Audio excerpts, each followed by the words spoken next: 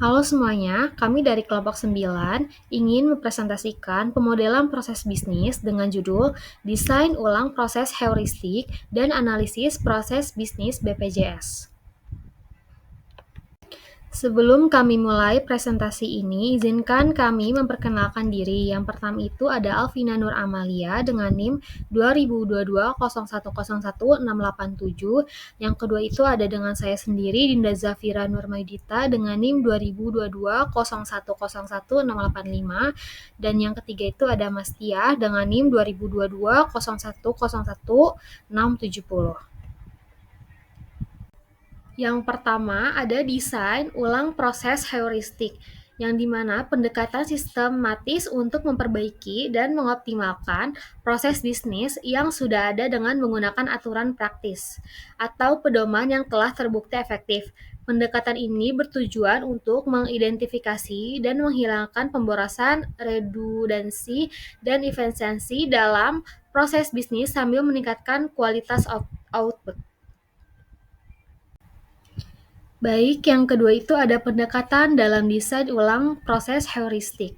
Pendekatan yang digunakan dalam desain ulang proses heuristik ini meliputi A. Order-based heuristik, yang dimana mengubah urutan aktivitas untuk meningkatkan efisiensi, lalu melakukan aktivitas secara paralel jika memungkinkan, dan yang terakhir itu mengurangi waktu tunggu antar aktivitas. Yang B, ada role-based heuristic, yang dimana mengurangi jumlah handoff antar departemen atau peran, lalu mengintegrasikan aktivitas yang dapat dilakukan oleh satu peran. Lalu yang C ada teknologi based heuristic, yang dimana mengotominasi aktivitas rutin dan repetitif, lalu menggunakan sistem informasi untuk mengurangi pemrosesan manual. Lalu dan yang terakhir D, resensu based heuristic, yang dimana mengoptimalkan alokasi sumber daya, lalu mengurangi bottleneck dalam proses, dan batching workload antar regions. Lalu yang ketiga ini ada beberapa contoh, yang dimana itu sebuah perusahaan retail memiliki proses pengajuan pengembalian barang retur yang memerlukan tanda tangan dari 3 level, yaitu manajer. Proses ini memakan waktu hingga 5 hari, yang dimana proses ditinjau ulang dan diketahui bahwa hanya 1 dari 3 tanda tangan yang benar-benar diperlukan untuk pengembalian keputusan. Selanjutnya itu proses disederhanakan menjadi hanya 1 tanda tangan dari supervisor toko, sehingga proses belum bisa selesai dalam 1 hari. Dan selain itu, sistem pos diintegrasikan dengan database return sehingga semua pengajuan belum tercatat otomatis. Hasilnya proses lebih cepat, lebih sederhana, dan pelanggan lebih puas. Baik, sebelumnya saya ingin memperkenalkan diri dulu. Nama saya Mas Tia dengan NIM 2022 01010670. Di sini saya ingin mempresentasikan materi tentang analisis proses bisnis BPJS. Nah, di sini ada visi dan misi dari BPJS Kesehatan. Visinya itu terwujudnya jaminan kesehatan menyeluruh bagi seluruh rakyat Indonesia. Misinya sendiri, yang pertama menyelenggarakan jaminan kesehatan yang bermutu dan berkeadilan. Yang kedua, memberikan akses pelayanan kesehatan yang mudah dan merata. Yang ketiga, mengelola dana amanah dengan transparan dan akuntabel. Baik, selanjutnya di sini ada layanan BPJS Kesehatan. Di sini terdapat beberapa layanan dari BPJS Kesehatan. Yang pertama, ada pendaftaran kepesertaan. Proses awal untuk menjadi peserta BPJS Kesehatan ini bisa dilakukan oleh perorangan, keluarga, maupun perusahaan. Jadi, proses ini mencakup pengisian data pribadi, pilihan kelas layanan, dan metode pembayaran iuran. Ini juga bisa dilakukan secara online melalui aplikasi mobile JKN, situs web BPJS, atau langsung ke kantor cabangnya. Yang kedua ada pelayanan kesehatan tingkat pertama. Nah, di sini terdapat ada beberapa layanan medis pertama yang harus diakses oleh peserta BPJS saat mengalami keluhan kesehatan. Fasilitas kesehatan tingkat pertama atau PKTP seperti puskesmas, klinik pertama, atau dokter praktik perorangan. Ini biasanya yang melakukan diagnosis awal pengobatan dasar dan memberikan rujukan jika diperlukan. Yang ketiga, ada pelayanan kesehatan rujukan tingkat lanjutan. Yang dimaksud dengan pelayanan kesehatan rujuk tingkat lanjutan ini, layanan lanjutan yang diberikan apabila kondisi pasien membutuhkan penanganan lebih serius dari dokter spesialis atau rumah sakit. Jadi rujukan ke rumah sakit hanya bisa dilakukan jika memang diperlukan secara medis dan direkomendasikan oleh VFTP. Sistem ini dikenal dengan sistem berjenjang. Yang keempat, ada pelayanan gawat darurat. Layanan yang diberikan kepada peserta yang mengalami kondisi kegawat daruratan medis atau mengancam nyawa dan membutuhkan penanganan segera. Jadi, peserta dapat langsung ke rumah sakit manapun tanpa perlu rujukan. Biaya akan tetap ditanggung oleh BPJS selama kondisi tersebut memenuhi kriteria darurat medis. Yang kelima, ada pelayanan kesehatan ibu dan anak. Jadi pelayanan ini fokus pada kesehatan ibu hamil, melahirkan, nipas, dan anak balita. Ini meliputi pemeriksaan kehamilan rutin, persalinan, seperti persalinan normal atau operasi, imunisasi anak, pemantauan tumbuh kembang anak, dan lain-lain. Nah, yang terakhir ada pelayanan kesehatan gigi dan mulut. Jadi pelayanan ini terkait perawatan gigi dan mulut yang dasar, termasuk pemeriksaan gigi, pencabutan gigi sederhana, pembersihan karang gigi, dan pengobatan infeksi ringan.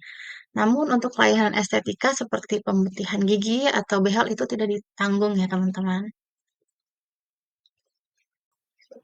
Lalu di sini ada diagram dari BPMN pada analisis proses bisnis BPJS. Di sini terdapat proses pendaftaran BPJS. Jadi proses-proses apa aja sih yang harus kita lakukan kalau kita mau mendaftarkan ke BPJS? Proses pertamanya ya adalah siapkan dokumen. Peserta menyiapkan dokumen persyaratan seperti KTP dan kartu keluarga. Lalu serahkan dokumen. Jadi dokumen biasanya diserahkan ke petugas BPJS untuk diproses. Nah, setelah itu biasanya disertifikasi dokumennya oleh petugas. Jadi petugas biasanya memeriksa kelengkapan dan kevalitan datanya. Nah, setelah itu ada decision gateway. Jadi decision gateway itu seperti dokumen valid ya teman-teman. Jadi kita kalau misalnya dokumennya tidak valid, biasanya kembali lagi ke proses awal ya. Jadi peserta harus ngecek dulu valid atau tidak nih data-datanya gitu. Nah, kalau misalnya valid, biasanya langsung lanjut ke input data. Nah, setelah input data, biasanya petugas menginput data peserta ke dalam sistem BPJS. Setelah itu masuk ke proses registrasi. Jadi sistem ini memproses data input untuk membuat akun kepesertaan. Lalu ada aktivitas kepesertaan. Jadi setelah registrasinya berhasil, biasanya kepesertaan diaktifkan dan peserta sudah terdaftar resmi. Setelah itu ada bank atau pembayaran. Di sini ada proses pembayarannya. Jadi proses pembayaran iuran bulanan pertama melalui bank. Bisa melalui e-wallet atau bisa melalui pembayaran resmi lainnya seperti entah virtual account dan lain-lain. Lalu ada bayar iuran. Jadi setelah aktivasi, biasanya peserta melakukan pembayaran iuran. Pembayaran iuran ini seperti kalau misalnya pembayaran di awal ditetapkan berapa, jadi next setiap bulannya kita harus membayar berapa, seperti pembayaran premi pada asuransi ya teman-teman.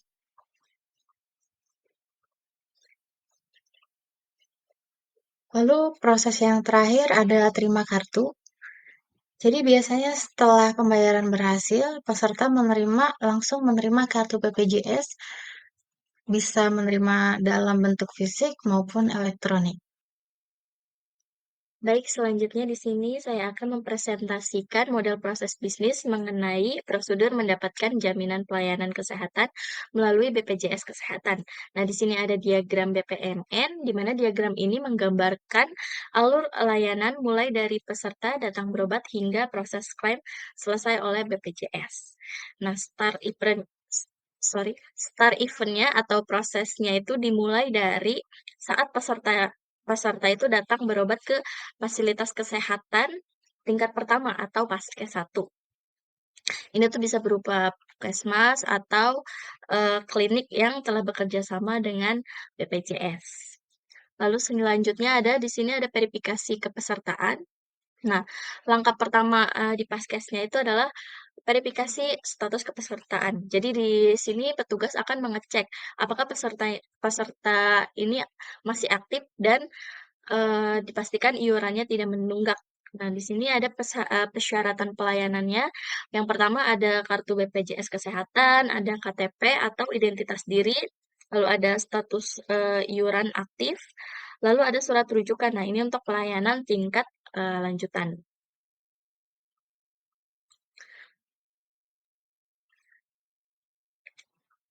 Nah, kalau misalnya di sini kan ada gateway nih. Apakah ada rujukan? Nah, kalau misalnya memang ada, lanjut ke eh, menerima pelayanan kesehatan sesuai indikasi medis Paskes dan Paskes itu akan menangani sesuai kompetensinya. Gitu. Lalu kalau misalnya tidak ada rujukan, nah di sini selanjutnya adalah bila pasien memerlukan penanganan lanjutan, maka yang dilakukan selanjutnya adalah pemberian surat rujukan. Nah, Paskes ini akan mengeluarkan surat rujukan ke rumah sakit atau Paskes tingkat lanjutan. Nah, langkah yang diambil selanjutnya adalah pelayanan di Paskes rujukan. Nah, di rumah sakit rujukan, peserta ini akan mendapatkan pelayanan lanjutan dari dokter spesialis atau tindakan medis lainnya. Lalu langkah selanjutnya adalah klaim pelayanan. Nah, setelah pelayanannya selesai, terus fasilitas kesehatan akan mengajukan klaim biaya pelayanan ke BPJS Kesehatan. Langkah terakhir adalah verifikasi dan pembayaran klaim. Nah, terakhir BPJS akan memverifikasi dan memproses pembayaran klaim ke rumah sakit berdasarkan data dan bukti pelayanannya. Nah, di sini ada analisis permasalahan dan kelemahan proses saat ini. Permasalahan dalam proses pendaftarannya. Yang pertama ada antriannya panjang di kantor cabang BPJS-nya. Lalu yang kedua ada proses verifikasi manual yang memakan waktu lama. Yang ketiga ada duplikasi data entry antara formulir fisik dan sistem digital. Lalu yang keempat ada keterbatasan akses bagi masyarakat di daerah terpencil. Yang terakhir ada waktu penerbitan kartu yang relatif lama, bisa sampai 7 sampai 14 hari. Nah, permasalahan dalam proses pelayanan sendiri itu ada 5 juga. Yang pertama, sistem verifikasi yang sering down atau lambat. Yang kedua, ada keterbatasan kuota rujukan di beberapa paskes. Yang ketiga, proses klaim manual yang rentan error. Yang keempat ada koordinasi yang kurang baik antar paskes berjenjang. Yang kelima monitoring kepesertaan yang belum real time.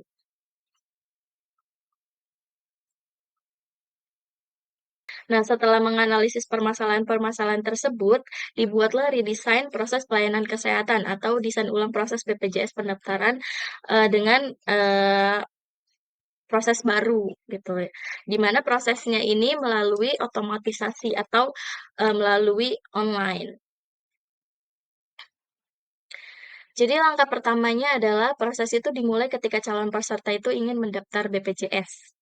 Nah, ini daftarnya tuh online ya atau scan QR. Nah, peserta itu bisa langsung daftar melalui aplikasi atau scan QR di kantor cabang. Ini untuk menghindari antrian panjang. Lalu ada otomatis verifikasi NIK. Nah, sistem itu akan langsung terhubung ke database Dukcapil ya. Di sini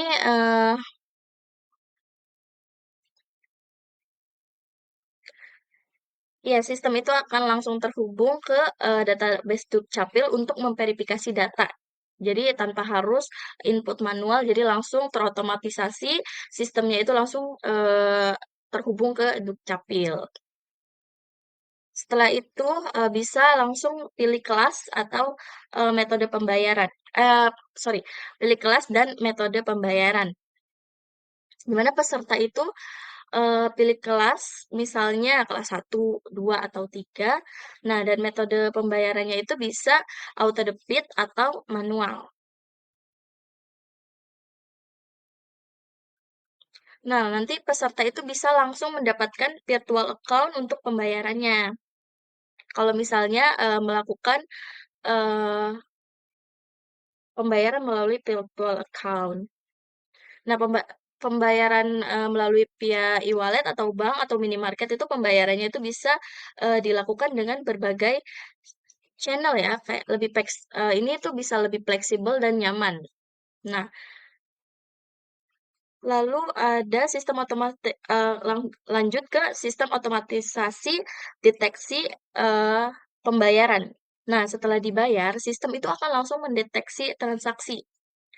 Dilanjutkan dengan aktivasi dalam waktu 1 kali 24 jam. Nah, jika pembayaran sukses, status ke pesertanya itu akan aktif secara otomatis dalam waktu 1 hari.